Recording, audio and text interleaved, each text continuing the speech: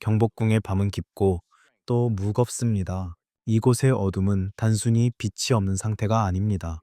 그것은 마치 살아있는 짐승처럼 거대한 아가리를 벌리고 궁궐의 구석구석을 집어삼키고 있습니다. 야, 눈을 감아 보세요. 그리고 그 차가운 공기를 들이마셔 보세요. 느껴지시나요? 높은 돌담이 하늘을 가로막고 서 있습니다. 별빛조차 감히 그 너머를 엿보지 못하고 주저하는 곳, 이곳은 조선의 심장, 경복궁입니다. 하지만 당신에게 이곳은 그저 화려한 감옥일 뿐입니다. 보이십니까?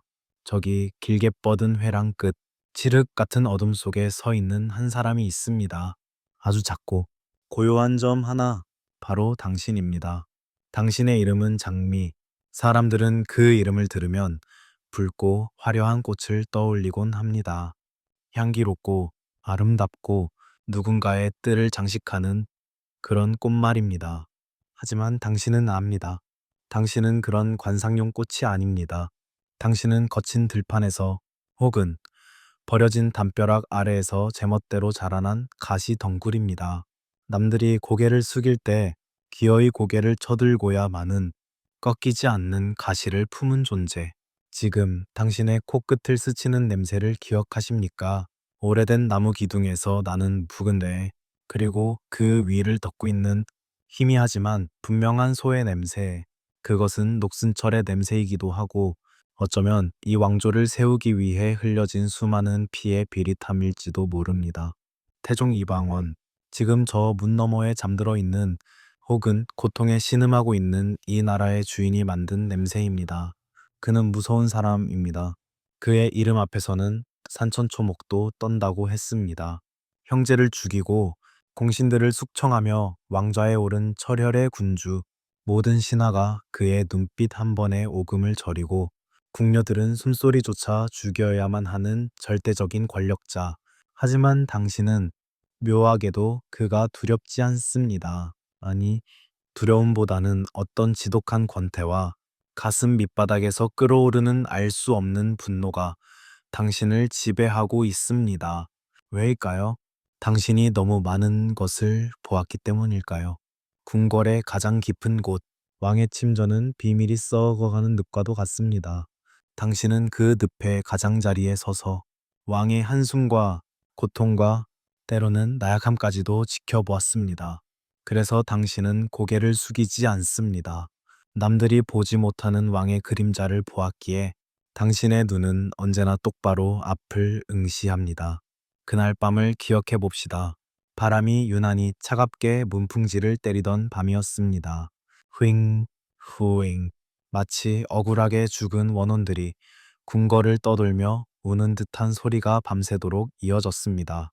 당신은 태종의 침전에 불려갔습니다. 늙고 병든 사자는 무릎 통증으로 밤새 잠을 이루지 못하고 있었습니다. 방 안은 숨이 막힐 듯 답답했습니다. 타오르는 촛불은 기묘한 그림자를 벽에 들이우고 있었고 방 안 가득한 약자의 냄새는 머리를 지끈거리게 만들었습니다. 여기가 쑤신다. 좀 더 세게 주무르지 못하느냐. 왕의 목소리는 날카로웠습니다. 고통 때문이었을까요? 아니면 늙어감에 대한 분노 때문이었을까요? 그는 끊임없이 짜증을 냈습니다. 당신은 무릎을 꿇고 앉아 왕의 야윈 다리를 주물렀습니다. 당신의 손가락 끝에 닿는 왕의 살갗은 차갑고 거칠었습니다. 한때 전장을 누비고 칼을 휘두르던 다리였지만 이제는 류마티스 관절염에 시달리는 노인의 앙상한 다리일 뿐이었습니다. 주무르고 또 주물렀습니다. 손가락 마디마디가 끊어질 듯 아파왔습니다. 손목은 이미 감각이 없어진 지 오래였습니다. 하지만 왕의 타박은 멈추지 않았습니다. 손길이 굼뜨구나. 내년이 나를 능멸하는 개냐. 제대로 하지 못해. 그 순간이었습니다. 당신의 안에서 무언가가 툭 하고 끊어지는 소리가 들렸습니다. 그것은 인내심이었을까요? 아니면 생존 본능이었을까요? 당신의 손은 멈추지 않았습니다. 아니, 멈출 수가 없었습니다. 하지만 그 움직임은 더 이상 안마가 아니었습니다. 당신의 손에 힘이 들어갔습니다. 꾹, 꾹. 누르던 손가락이 주먹으로 쥐어졌습니다. 그리고 당신의 의지와는 상관없이, 아니, 어쩌면 당신의 가장 깊은 본능이 시키는 대로 당신의 팔이 허공을 갈랐습니다. 경쾌하고도 둔탁한 소리가 침전의 정적을 깨뜨렸습니다. 그것은 주먹질이었습니다. 혹은 아주 강력한 손찌검이었습니다. 당신은 왕의 그 아픈 무릎을 퉁퉁 부어오른 그 환부를 있는 힘껏 내리쳤습니다. 시간이 멈춘 것 같았습니다. 문풍지를 흔들던 바람 소리도 촛불의 일렁임도 심지어 당신의 심장 소리마저 멈춘 듯 했습니다. 왕은 비명을 지르지 않았습니다. 너무나 큰 충격과 고통, 그리고 그보다 더 큰 경악 때문에 소리조차 지르지 못한 것입니다. 그는 눈을 부릅뜨고 상체를 벌떡 일으켰습니다. 고통으로 일그러진 얼굴이 당신을 향했습니다. 그 눈빛, 천하를 호령하던 태종의 눈빛이 당신을 꿰뚫을 듯 노려보았습니다. 네가 지금 무슨 짓을? 그의 목소리는 떨리고 있었습니다. 분노라기보다는 믿을 수 없다는 당혹감이 더 컸습니다. 감히 천하의 왕에게 그것도 아픈 부위를 가격하다니 이것은 영모나 다름없는 짓이었습니다. 당장 목이 달아나도 할 말이 없는 멸문지화를 당할 대역죄였습니다.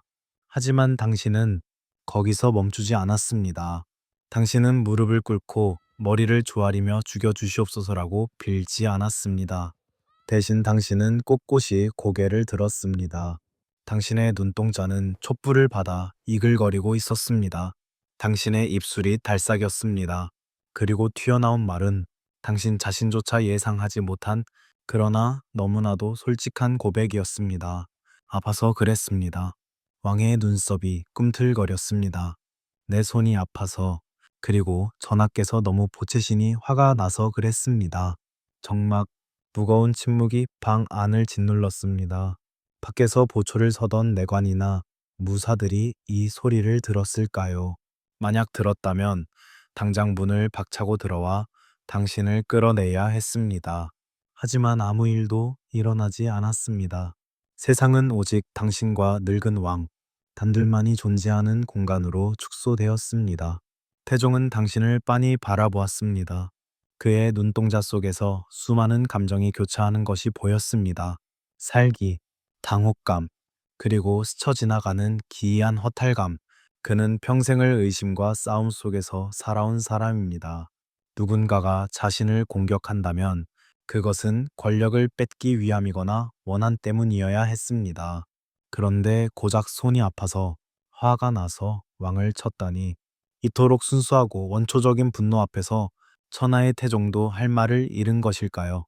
그의 입가에 묘한 비틀림이 스며 지나갔습니다. 그것은 웃음이었을까요? 아니면 기가 막혀 나오는 탄식이었을까요? 나가라. 그가 뱉은 말은 단 한마디였습니다. 내 눈앞에서 당장 꺼져라. 당신은 그 자리에서 일어났습니다. 다리가 후들거릴 법도 한데 이상하게도 걸음은 당당했습니다. 당신은 뒤도 돌아보지 않고 침전을 빠져나왔습니다. 차가운 밤 공기가 화끈거리는 당신의 뺨을 식혀주었습니다. 등 뒤에서 왕이 다시 신음하며 자리에 눕는 소리가 들려왔습니다. 그날 밤 당신은 죽지 않았습니다. 어째서였을까요? 왜 태종은 당신을 살려두었을까요? 그저 늙은 왕의 변덕이었을까요? 아니면 당신이라는 존재가 이 숨 막히는 궁궐 안에서 유일하게 그를 왕이 아닌 병든 노인으로 대했기 때문일까요? 그는 어쩌면 가면을 쓰지 않은 당신의 그 무례한 솔직함에서 아주 잠시나마 숨통이 트이는 것을 느꼈던 것일까요? 하지만 이것은 끝이 아니었습니다. 이 사건은 그저 시작에 불과했습니다. 당신의 운명이라는 거대한 수레바퀴가 삐걱거리며 아주 위험한 방향으로 구르기 시작한 첫 번째 신호탄이었습니다. 궁궐의 밤은 여전히 깊습니다. 당신, 장미, 살아남은 당신은 이제 더 큰 폭풍 속으로 걸어 들어가게 될 것입니다. 죽음의 문턱을 한번 넘고 돌아온 사람은 삶을 대하는 태도가 달라지기 마련이니까요. 그날 밤 왕의 무릎을 내리쳤던 그 손 끝에 남은 둔탁한 타격감은 오래도록 지워지지 않았습니다. 그것은 마치 금기진 지혜를 깨뜨린 자만이 느낄 수 있는 전율과도 같았습니다. 그리고 계절은 흐르고 흘러 2년이라는 시간이 지났습니다. 시간은 많은 것을 덮어주는 듯 했습니다. 태종은 왕위에서 물러나 태상광이 되었고 젊고 어진 세종이 보위에 올랐습니다. 궁궐의 공기도 조금은 부드러워진 듯 했습니다. 하지만 당신의 이름, 장미, 그 이름은 여전히 사람들 입에 오르내리는 불온한 씨앗이었습니다. 어느 날 궁궐이 다시 한번 발칵 뒤집혔습니다. 이번에는 왕의 침전이 아니었습니다. 후원의 은밀한 곳, 여인들의 질투와 욕망이 얽혀있는 곳이었습니다. 소문은 바람을 타고 순식간에 퍼져나갔습니다. 그 장미라는 아이가 글쎄 미쳤지? 정말 미쳤어. 수근거림은 파도처럼 밀려왔습니다. 당신은 또다시 폭풍의 눈 한가운데 서 있었습니다. 이번에는 단순히 화를 참지 못한 것이 아니었습니다. 당신은 누군가의 옷을 찢었습니다. 그것도 지체 높은 후궁의 옷을 비단 찢어지는 소리가 날카로운 비명처럼 울려 퍼졌던 그 순간을 기억하십니까? 그것은 단순한 난동이 아니었습니다. 그것은 당신 안에 잠재되어 있던 억눌린 자아의 또 다른 폭발이었습니다. 당신은 끌려갔습니다. 차가운 바닥에 무릎이 꿇렸습니다. 이번에는 정말로 끝이라고 생각했습니다. 2년 전 태종의 무릎을 쳤을 때와는 분위기가 달랐습니다. 조정의 대신들은 입을 모아 당신을 죽여야 한다고 소리쳤습니다. 전하, 저런 폐악무도한 년을 살려두어서는 아니 두옵니다. 법도를 바로 세우기 위해서라도 차명에 처해야 마땅하옵니다. 서리빨 같은 상소문들이 빗발쳤습니다. 태상광이 된 태종마저 당신의 이름을 기억해내고는 혀를 찼습니다. 그 아이로구나.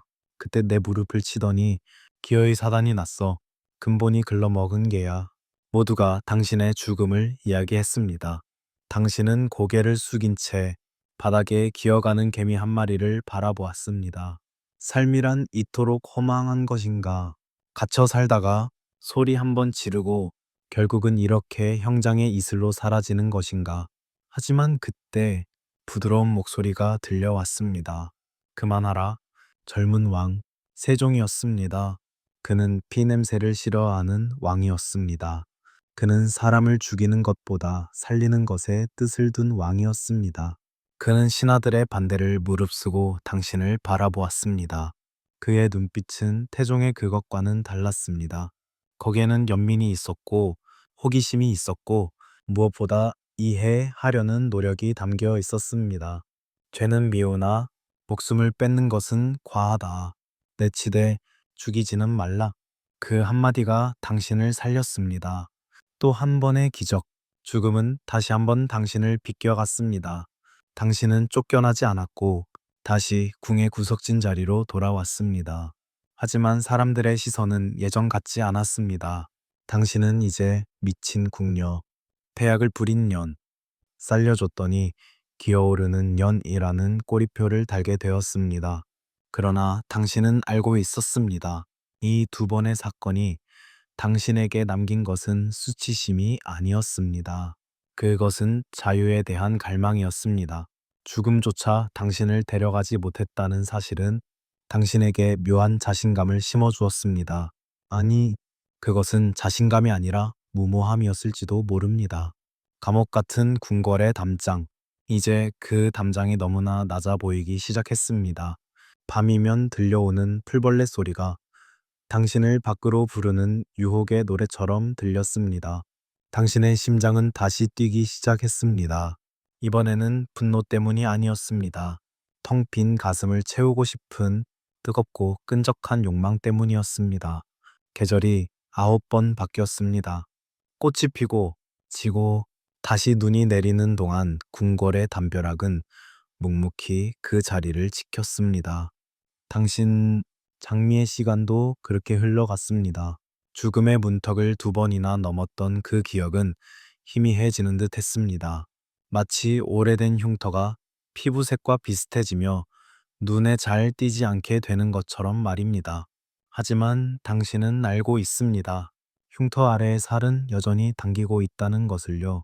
그곳은 비가 오려나 싶으면 욱신거리고 밤이 깊으면 간지럽습니다. 살아남았다는 안도감은 오래가지 않았습니다. 그 자리를 채운 것은 지독한 갈증이었습니다. 목이 말랐습니다. 아무리 물을 마셔도 해소되지 않는 갈증이었습니다. 그것은 혀끝의 목마름이 아니었습니다. 당신의 영혼이 텅 빈 가슴이 무언가를 태우고 싶다고 아우성치는 소리였습니다. 궁궐의 규율은 높고 단단했습니다. 내명부의 여인들은 그림자처럼 살아야 했습니다. 소리 내어 웃어서는 안 되고 함부로 뛰어서도 안 되며 담장 밖을 그리워해서는 더더욱 안 되었습니다. 하지만 죽음을 마주했던 당신에게 그 규율들은 이제 종이 호랑이처럼 보였습니다. 한번 찢어보니 너무나 쉽게 찢어지는 얇은 종이 조각들. 당신은 병을 핑계댔습니다. 몸이 좋지 않아 요양이 필요합니다. 거짓말은 쉬웠습니다. 당신의 눈빛은 이미 반쯤 미쳐 있었거나 혹은 너무나 투명해서 아무도 의심하지 않았습니다. 궁궐의 문이 열렸습니다. 그토록 무겁게 닫혀 있던 문이 당신의 거짓말 한마디에 스르르 열리는 것을 보며 당신은 허탈한 웃음을 삼켰습니다. 세상은, 궁궐 밖의 세상은 눈이 부셨습니다. 회색빛 돌담과 붉은 단청만이 전부였던 당신의 세상에 온갖 색깔이 쏟아져 들어왔습니다. 저작거리의 시끌벅적한 소음이 음악처럼 들렸습니다. 떡을 찌는 구수한 냄새, 생선 비린내, 사람들의 땀 냄새가 뒤섞인 공기는 살아있었습니다. 당신은 그 공기를 깊이 들이마셨습니다. 폐부 깊숙한 곳까지 찌릿한 전율이 퍼져나갔습니다. 당신은 궁녀의 옷을 벗어 던졌습니다. 단정하게 빗어 넘긴 머리를 풀었습니다. 그리고 평범한 여염집 여인처럼 옷을 갈아입었습니다. 거울 속에 비친 당신은 낯설었습니다. 하지만 그 낯선 여자의 얼굴에는 생기가 돌고 있었습니다. 붉은 입술, 반짝이는 눈동자. 그것은 장미라는 이름에 걸맞은 가시 돋친 꽃의 모습이었습니다. 밤이 되었습니다. 당신은 등불이 걸린 주막으로 스며들었습니다. 그곳은 궁궐의 엄숙함과는 정반대였습니다. 웃음소리가 담을 넘고 술잔 부딪히는 소리가 경쾌하게 울렸습니다. 당신은 자리에 앉아 술을 주문했습니다. 맑은 청주가 잔에 채워졌습니다. 찰랑거리는 액체 위에 달이 비쳤습니다. 한 모금 마셨습니다. 목구멍이 타들어가듯 뜨거웠습니다. 알싸한 향기가 코끝을 찔렀습니다. 궁궐에서 마시던 미지근한 찬물과는 비교도 할 수 없는 자극이었습니다. 취기가 오르자 세상은 더욱 몽롱하고 아름답게 변했습니다. 두려움은 사라지고 그 자리에 대담함이 차올랐습니다. 그리고 그들이 있었습니다. 신익은, 김경재, 그들은 당신에게 다가온 남자들이었습니다. 처음에는 호기심이었을 것입니다. 궁녀라는 신분을 숨긴 채 묘한 분위기를 풍기는 당신에게 끌렸을 테지요. 하지만 당신에게 그들은 단순한 유희의 대상이 아니었습니다. 그들은 당신이 살아있다는 것을 확인시켜주는 거울이었습니다. 두렵지 않소? 김경재가 물었습니다. 그의 목소리는 낮고 굵었습니다. 촛불 아래 그의 눈빛이 흔들렸습니다. 당신이 누구인지, 어디서 왔는지 어렴풋이 짐작하고 있는 눈치였습니다. 하지만 당신은 웃었습니다. 소리 내어 아주 환하게 웃었습니다. 사는 게 더 두렵습니다. 아무것도 하지 않고 숨만 쉬며 늙어가는 게 더 무섭습니다. 당신의 대답에 그는 말문이 막힌 듯 했습니다. 당신은 그들의 손을 잡았습니다. 거칠고 투박한 사내의 손이었습니다. 그 온기가 손바닥을 통해 전해져 올 때 당신은 비로소 자신이 귀신이 아님을 느꼈습니다. 궁궐 안에서 당신은 그저 왕을 위한 도구, 말 없는 인형이었습니다. 하지만 이 남자의 눈동자 속에 비친 당신은 여인이었고 욕망을 가진 사람이었습니다. 그 만남들은 위험했습니다.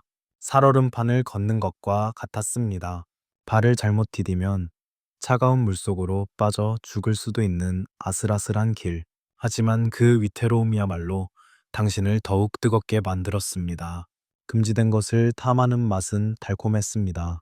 신이 그는 다정했습니다. 그는 당신에게 바깥 세상의 이야기를 들려주었습니다. 저 멀리 바다를 본 이야기, 산을 넘다 호랑이를 만날 뻔한 이야기. 당신은 아이처럼 눈을 반짝이며 귀를 기울였습니다. 그 순간만큼은 궁궐의 높은 담도, 태상광의 서늘한 눈빛도, 엄격한 상공의 꾸지람도 모두 먼 나라의 이야기 같았습니다. 당신은 대담해졌습니다. 하루가 이틀이 되고 이틀이 사흘이 되었습니다. 병을 핑계로 궁을 비우는 날이 늘어갔습니다. 밤늦게까지 술을 마시고 사내들과 어울려 춤을 추고 노래를 불렀습니다. 이러다 큰일 나지. 정말 큰일 나. 마음 한구석에서 경고음이 울렸습니다. 새벽녘, 술이 깨고 나면 밀려오는 서늘한 공포가 있었습니다. 이러다 들키면 죽는다. 이번에는 정말로 목이 달아날 것이다. 하지만 해가 지고 어둠이 깔리면 그 공포는 다시 욕망 뒤로 숨어버렸습니다. 당신은 스스로를 속였습니다. 아무도 모를 거야. 나는 그저 먼지 같은 존재니까. 왕은 나 같은 것에게 관심조차 없을 거야. 그것은 오만이었습니다. 그리고 슬픈 착각이었습니다. 궁궐은 거대한 귀와 같습니다. 모든 벽에 귀가 달려 있고 바람조차 말을 옮기는 곳입니다. 당신의 일탈은 이미 누군가의 눈에 띄고 있었습니다. 하지만 당신은 멈출 수가 없었습니다. 브레이크가 고장난 수레처럼 당신은 비탈길을 향해 질주하고 있었습니다. 어느 날 당신은 먼 곳으로 여행을 떠났습니다. 도성 밖으로 한참을 벗어났습니다. 말을 타고 들판을 달렸습니다. 바람이 당신의 치맛자락을 거칠게 흔들었습니다. 머리 장식이 풀어져 흩날렸습니다. 야호, 당신은 소리쳤습니다. 가슴이 터질 듯 시원했습니다. 눈앞에 펼쳐진 넓은 하늘이 모두 당신의 것만 같았습니다. 옆에서 말을 달리던 사내가 당신을 보며 웃었습니다. 그 순간 세상의 모든 시간이 멈춘 것 같았습니다. 당신은 이 순간을 영원히 박제하고 싶었습니다. 다시는 그 어둡고 습한 궁궐로 돌아가지 않고 이대로 바람이 되어 사라지고 싶었습니다. 하지만 돌아가야 했습니다. 해는 지고 그림자는 길어졌습니다. 당신은 무거워진 발걸음을 옮겨 다시 궁으로 향했습니다. 옷을 갈아입고 다시 무표정한 얼굴의 궁녀 장미로 돌아왔습니다. 하지만 당신의 몸에는 지울 수 없는 흔적이 남아 있었습니다. 옷자락의 벤술 냄새, 머리카락에 엉킨 바람 냄새, 그리고 무엇보다 당신의 눈동자 속에 박힌 자유의 빛. 그 빛은 숨길 수가 없었습니다. 동료 궁녀들이 수군거렸습니다. 장미에게서 이상한 냄새가 나. 요즘 눈빛이 달라졌어. 뭔가 숨기고 있는 게 분명해. 당신은 그들의 시선을 애써 무시했습니다. 네오히들은 몰라. 바깥 세상이 얼마나 눈부신지, 산다는 게 얼마나 가슴 뛰는 일인지. 당신은 속으로 비웃었습니다. 그들이 불쌍해 보이기까지 했습니다. 새장 속에 갇혀주는 모임만 받아먹는 새들. 당신은 이제 그들과 다르다고 믿었습니다. 그러나 그것은 파멸의 전조였습니다. 행복은 빛과 같아서 언젠가는 반드시 이자까지 쳐서 갚아야 한다고 했던가요? 당신이 누린 그 짧은 자유의 대가는 상상보다 혹독하게 다가오고 있었습니다. 계절이 또 한 번 바뀌려 하고 있었습니다. 나무잎이 붉게 물들고 서리가 내리기 시작했습니다. 차가운 기운이 궁궐의 돌바닥을 적셨습니다. 당신은 왠지 모를 한기를 느꼈습니다.